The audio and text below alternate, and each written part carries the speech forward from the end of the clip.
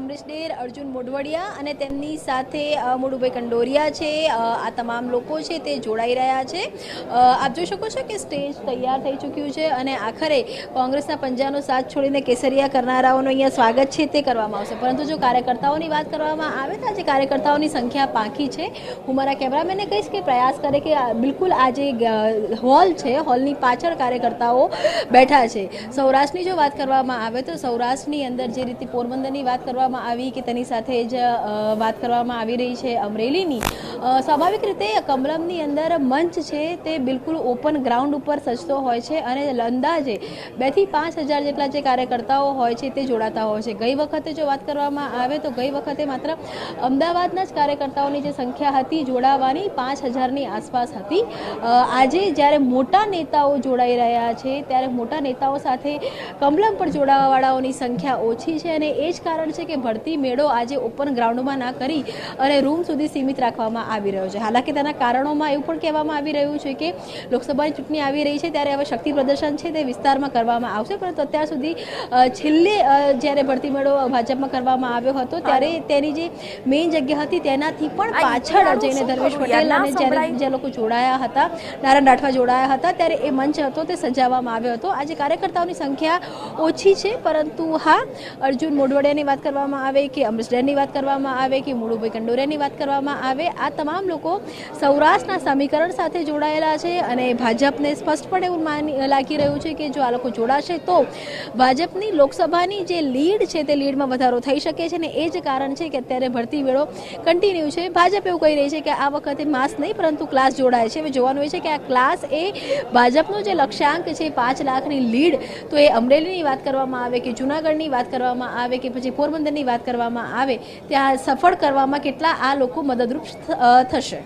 બિલકુલ કિંજલ, વધુ વિગત અમે તમારી પાસેથી લેતા રહીશું। તો એ જોવાનું રહેશે કે જે કોંગ્રેસના જે દિગ્ગજ નેતાઓ બીજેપીમાં જોડાઈ રહ્યા છે, બીજેપીમાં જોડાવા જઈ રહ્યા છે, તેમનાથી ભાજપને કેટલો ફાયદો થાય છે। પરંતુ થોડીક જ વારમાં હવે CR પાટીલ હસ્તે ભગવો ધારણ કરશે આ બંને દિગ્ગજ નેતાઓ। તમને જણાવી દઈએ કે 2024ની લોકસભા ચૂંટણી પહેલા કોંગ્રેસે આ સૌથી મોટો ઝટકો લાગ્યો છે। કોંગ્રેસી નેતાઓના રાજીનામામાંથી સૌરાષ્ટ્રમાં ભાજપ હવે મજબૂત થશે, ત્યારે અર્જુન મોઢવાડિયા અને અમરીશ ડેર હવે થોડીક જ વારમાં બીજેપીમાં જોડાવા જઈ રહ્યા છે। કમલમ પહોંચી ગયા છે। કમલમમાં ફરી એક વખત ભરતી મેળો વેલકમ પાર્ટી કહી શકાય કે જ્યાં કોંગ્રેસના દિગ્ગજ નેતા આજે અર્જુન મોઢવાડિયા અને અમરીશ ડેર કે જેઓ બીજેપીમાં હવે સત્તાવાર રીતે જોડાવા જઈ રહ્યા છે અને કોંગ્રેસે તેઓએ રામ રામ કહી દીધા છે। રાહુલ ગાંધીની ભારત જોડો યાત્રા ગુજરાત પહોંચી તે પહેલા જ કોંગ્રેસમાં મોટું ભંગાણ સર્જાયું।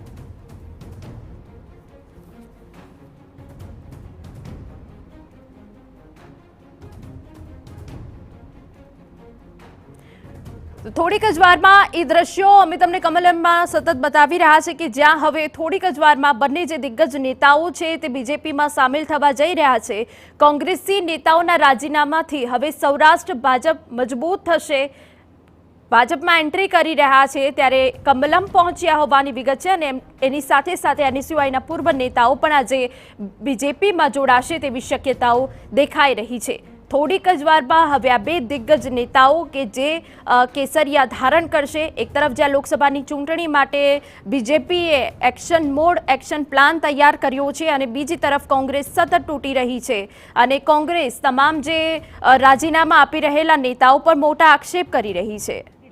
આમ તો તમામ જે ઓબીસી આહિર સમાજથી આવતા નેતાઓ આજે જોડાઈ રહ્યા છે, કયા પ્રકારની રણનીતિ છે અથવા તો કોઈ પર્ટિક્યુલર આયોજન સાથે આહિર નેતાઓને એક સાથે આજે જોડવામાં આવી રહ્યા છે? ભારતીય જનતા પાર્ટી પોતે એ સૌનો સાથ સૌના વિકાસમાં મંત્રમાં માને છે। જે પ્રકારે આદરણીય પ્રધાનમંત્રી મોદી સાહેબ ગરીબ કલ્યાણકારી યોજનાઓ થકી ગરીબોના ઉત્થાન માટે કામ કરે છે, અલગ અલગ વિકાસના પ્રોજેક્ટોના માધ્યમથી જે પ્રકારે સારામાં સારું ઉત્તમ ઇન્ફ્રાસ્ટ્રક્ચર ઊભું કરી રહ્યા છે, ભારતને શ્રેષ્ઠ ભારત, વિકસિત ભારતના લક્ષ્ય સાથે માનનીય મોદી સાહેબ કામ કરી રહ્યા છે, ત્યારે જેમને પણ જનતાની સેવાનો મનમાં ભાવ હોય કે જેમના મનમાં પોતાના વિસ્તારના વિકાસ કરવાનો ભાવ હોય એ બધા જ લોકો ભારતીય જનતા પાર્ટીમાં જોડાઈ રહ્યા છે। બહુ સ્પષ્ટ છે કે એક બાજુ આદરણીય મોદી સાહેબનું વિકસિત રાષ્ટ્રનું મોડલ છે, એક બાજુ આદરણીય મોદી સાહેબનું નિષ્કલંક, પરિશ્રમી, પ્રમાણિક અને મજબૂત નેતૃત્વ છે। એમાં જેમને પણ શ્રદ્ધા છે, જેમને વિશ્વાસ છે, બધા લોકો ભારતીય જનતા પાર્ટીમાં જોડાઈ રહ્યા છે. પરંતુ એક સાથે તમામ આહિર સમાજના નેતાઓને એવું લાગ્યું એક જ દિવસે કે આપણે તમામ લોકોએ જોડાવું જોઈએ.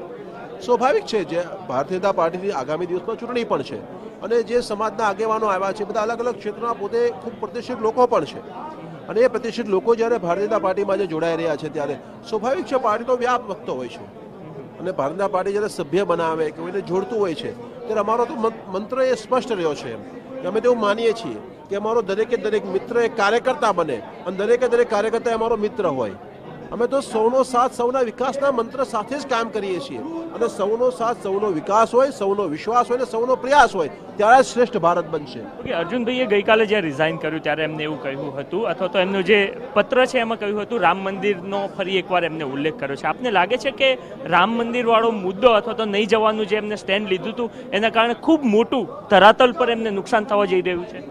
સ્વાભાવિક છે, બહુ સ્વાભાવિક છે. માત્ર કોંગ્રેસના આગેવાનો નહીં, દેશની જનતા પોતે પણ કોંગ્રેસના આ સ્ટેન્ડને કારણે નારાજ છે અને આજે પણ એ કોંગ્રેસના યુવરાજ જે પ્રકારે નિવેદનો કરે છે કે ભગવાન રામના મંદિરમાં કોણ જાય છે, એ કરીને ભગવાન રામના મંદિરમાં જે દર્શન માટે જાય છે.